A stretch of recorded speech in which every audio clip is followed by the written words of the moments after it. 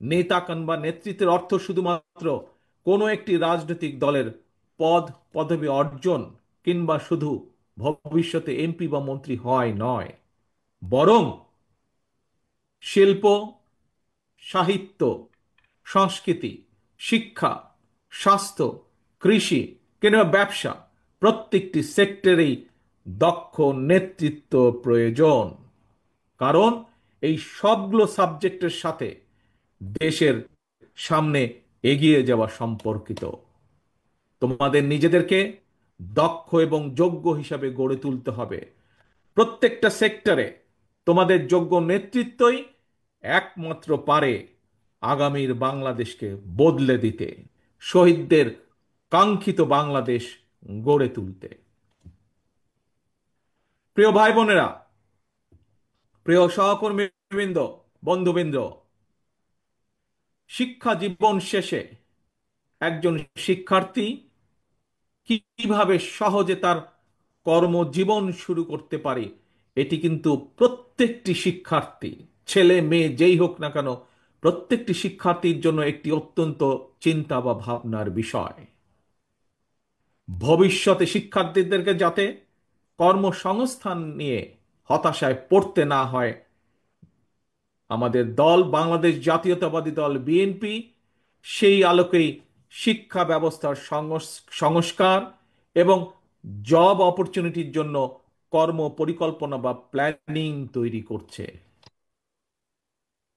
আমরা মনে করি একাডেমিক স্টাডির পাশাপাশি শিক্ষার্থীদেরকে যদি স্কুল পর্যায় থেকেই নিজ নিজ ক্ষেত্রে, অর্থাৎ যার যেটি ইন্টারেস্ট, এই ক্ষেত্রগুলোতে পলিটিক্যাল নলেজ বা ব্যবহারিক জ্ঞান অর্জনের দিকে ব্যবস্থা করে দেওয়া যায়, এ ধরনের শিক্ষা ব্যবস্থায় শিক্ষার্থী যারা থাকবে বা থাকা অবস্থাতেই একজন শিক্ষার্থীর বাস্তব কর্ম অভিজ্ঞতা তৈরি হয়, তাহলে একজন শিক্ষার্থী স্কুল, কলেজ বা বিশ্ববিদ্যালয় শেষ হলে অথবা ড্রপ আউট হলেও তাকে বেকারত্বের অভিশাপ হয়তো পোহাতে হবে না।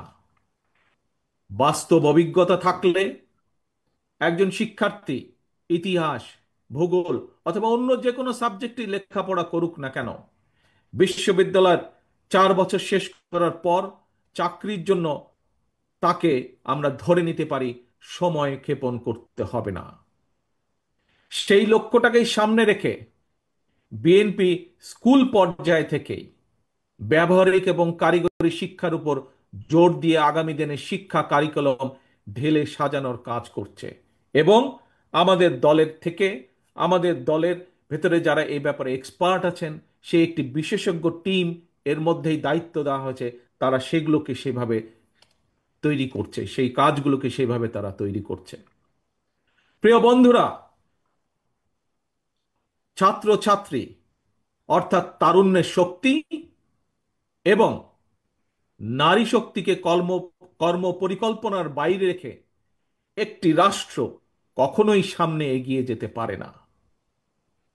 আমি এর আগেও কয়েকবার বলেছি, আজও তোমাদের সামনে আমি তুলে ধরতে চাই। এই যে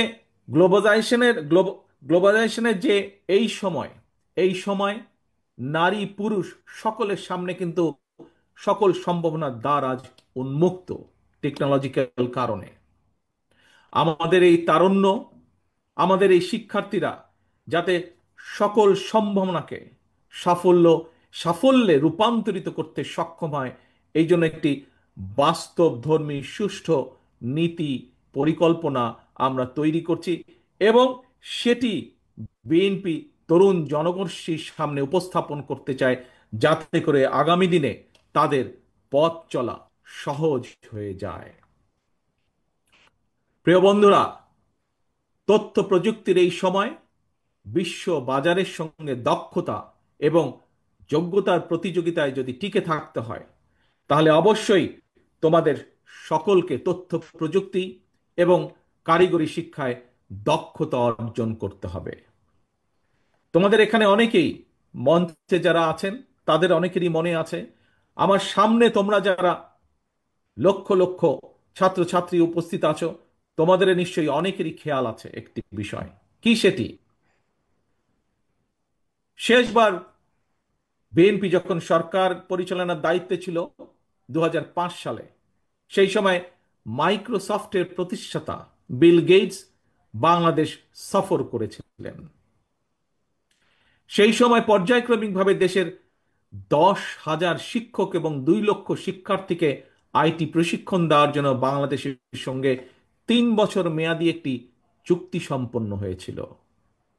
ইনশাল্লাহ আগামী দিনে জনগণের রায় বিএনপি আবারও রাষ্ট্র পরিচালনার দায়িত্ব পেলে এইবার আমরা স্কুল পর্যায় থেকে শিক্ষা কারিকুলামের ভেতরে আইসিটি এবং কারিগরি শিক্ষা ব্যবস্থাটিকে আমরা প্রবর্তন করব।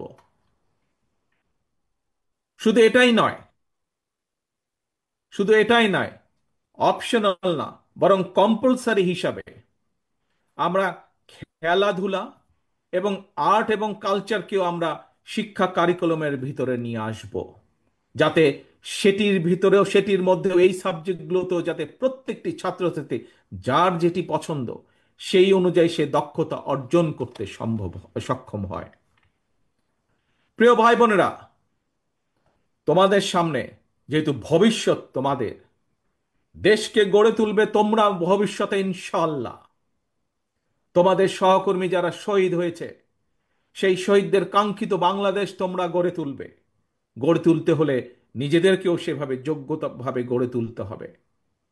এখন আরেকটি সাবজেক্ট তোমাদের সাথে, আরেকটি পরিকল্পনা সংক্ষেপে তোমাদের সামনে তুলে ধরতে চাই। কিভাবে আমরা আমাদের ভবিষ্যৎ প্রজন্মকে যোগ্য হিসাবে গড়ে তুলতে চাই তার একটি ছোট্ট পরিকল্পনা তোমাদের সামনে আবার তুলে ধরছি আমি। একাধিক ভাষা জানা যে কোনো ব্যক্তির জন্যই, দেশেই হোক বিদেশেই হোক, নিজের মেধা এবং যোগ্যতাকে কাজে লাগানোর সুযোগ সবচাইতে বেশি। এবং এই কারণেই বিএনপি বিশেষ করে তরুণ প্রজন্মের সামনে একাধিক ভাষা শেখার সুযোগ তৈরি করে দিতে চায়। বর্তমানে স্কুল বা কলেজগুলোতে যেভাবে বর্তমানে স্কুল বা কলেজগুলোতে বাংলা স্বাভাবিকভাবে আছেই, বিভিন্ন সাবজেক্টের কারণে ইংরেজিও শেখার সুযোগ আছে, কিন্তু এই ইংরেজি ভাষার উপরে আমরা বিশেষভাবে আলাদাভাবে আমরা এমফেসাইজ দিতে চাই, জোর দিতে চাই, যাতে আমাদের ভবিষ্যৎ প্রজন্মের ছাত্র ছাত্রীরা এই ভাষাটাতে আরো দক্ষভাবে ব্যবহার করতে পারে, দক্ষভাবে শিখতে পারে। কিন্তু শুধু তাই নয়, এটার পাশাপাশি আমরা আরো কতগুলো ভাষা রাখতে চাই, যেই ভাষাগুলো জানা থাকলে আমাদের ভবিষ্যৎ প্রজন্ম, আমাদের ছাত্র ছাত্রীরা পৃথিবীর যেখানেই যাক না কেন তারা সেই দেশে যে কোনোভাবেই কর্মসংস্থান ব্যবস্থা করতে পারবে। আমরা কিছু কিছু কিছু ভাষা আমরা ইন্ট্রোডিউস করব। হতে পারে আরবি, হতে পারে ম্যান্ডারিন, জার্মান, ফ্রেঞ্চ, জাপানিজ সহ এরকম এই কয়েকটি ভাষা আমরা রেখে দিব। এর ভিতর থেকে ছাত্র বা ছাত্রী তার ইচ্ছে মতন, তার খুশি মতন সে বেছে নিবে কোন তৃতীয় ভাষাটি সে শিখতে চায় বা দ্বিতীয় ভাষাটি শিখতে চায় সে। এবং সম্ভব হলে আমরা তৃতীয় ভাষাটি ইন্ট্রোডিউস করব প্রাইমারি লেভেলে, এবং ক্লাস 6 এর পরে সেকেন্ডারি লেভেলে আমরা চতুর্থ একটি ভাষা আমরা আবারও ইন্ট্রোডিউস করব। অর্থাৎ নিজের ভাষার পাশাপাশি একজন ছাত্র ছাত্রীকে আমরা চেষ্টা করব ইংরেজি সহ আরো 2টি ভাষা জ্ঞান তাকে দেবার জন্য। এবং এই ভাষা শিক্ষাটাকে কিভাবে পৌঁছে দেওয়া যায় শিক্ষার্থীদের কাছে, কোন ক্লাসের কোন লেভেল থেকে কোন ভাষাটিকে কিভাবে শিক্ষা দেওয়া যায়, সেটির বিষয় দলের ভিতরে একটি টিম কাজ করছে, যারা এই বিষয়ে এক্সপার্টিস যাদের রয়েছে। প্রিয় ভাই বোনেরা, ভাষা শিক্ষার সুযোগ সৃষ্টির পাশাপাশি আমরা আরো কতগুলো বিষয় ক্লাস 12 পর্যন্ত আমরা অ্যাড করতে চাই, ইন্ট্রোডিউস করতে চাই, সংযুক্ত করতে চাই আমরা। কি সেগুলো? স্কুল কলেজ পর্যায় থেকে শিক্ষার্থীদের জন্য আমরা কতগুলো প্র্যাকটিক্যাল সাবজেক্ট আমরা রাখতে চাই, যেমন ডেন্টাল হাইজিনিস্ট বা মেডিকেল টেকনিশিয়ানের মতন বিভিন্ন টেকনিক্যাল বিষয়, থিওরিটিক্যাল এবং প্র্যাকটিক্যাল নলেজ অর্জনের সুযোগ আমরা তৈরি করতে চাই। এবং ইনশাল্লাহ আগামী দিনে জনগণের রায় বাংলাদেশ জাতীয়তাবাদী দল দেশ পরিচালনার দায়িত্ব পেলে দ্রুততার সঙ্গে এই বিষয়গুলো আমরা শিক্ষার্থীদের জন্য ইন্ট্রোডিউস বা বাস্তবায়নের কাজ শুরু করব, বাস্তবায়ন করব ইনশাল্লাহ। প্রিয় ভাই বোনেরা, এবার তোমাদের সামনে আমাদের আরেকটি চিন্তা, আরেকটি পরিকল্পনার কথা তোমাদের সামনে তুলে ধরতে চাই। যেই পরিকল্পনা বাস্তবায়ন করতে পারলে তোমরা এবং তোমাদের মতন লক্ষ কোটি তরুণ যুবক শিক্ষাঙ্গনের পরিধি পেরিয়ে শিক্ষা জীবন শেষ করে সহজে যাতে তাদের জীবিকা নির্বাহ শুরু করতে পারে, সেরকম একটি ছোট্ট পরিকল্পনা, আরেকটি পরিকল্পনা তোমাদের সাথে তুলে ধরতে চাই। তোমরা জানো সারা বিশ্বে বর্তমানে অনলাইনে কেনাকাটা হয় এবং জনপ্রিয়তা পাওয়ার কারণে অ্যামাজন, আলিবাবা এই ধরনের, ইবে এই ধরনের বিশ্ববিখ্যাত ই কমার্স প্ল্যাটফর্মে হাজারো পণ্যের চাহিদা বেড়েই চলেছে প্রতিদিন। আমরা এই সুযোগটাকে কাজে লাগাতে চাই। এই সুযোগে দেশে আন্তর্জাতিক মানের ক্ষুদ্র ক্ষুদ্র ক্ষুদ্র অনেক এবং মাঝারি শিল্পের উৎপাদন বাড়িয়ে বিশ্ববিখ্যাত এই সকল ই কমার্স প্ল্যাটফর্মে বাংলাদেশে তৈরি পণ্য সরবরাহ করতে চাই। এবং এটি কোনো অসম্ভব ব্যাপার নয়। এরই মধ্যে এইসব প্ল্যাটফর্মে যারা কাজ করেন সেরকম কিছু মানুষের সাথে আমার কথা হয়েছে। আমরা যদি বাংলাদেশে এই জিনিসগুলো তৈরি করতে পারি তাহলে তারা প্রস্তুত আছে বাংলাদেশ থেকে নিতে। প্রিয় ভাই বোনেরা, কেন এই ছোট ছোট ছোট ছোট শিল্প প্রতিষ্ঠান আমরা তৈরি করতে চাই? আমরা তৈরি করতে চাই তোমাদের জন্য।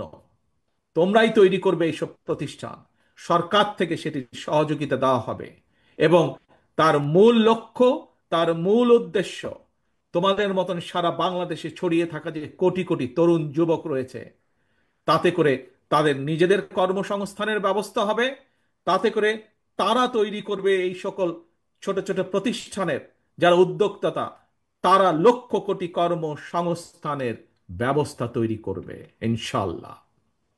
এবং এই কাজটি কিভাবে করা যায় তার জন্য আরেকটি আলাদা টিম এরই মধ্যে কাজ করছে গত 3 মাস যাবত। আমরা চাই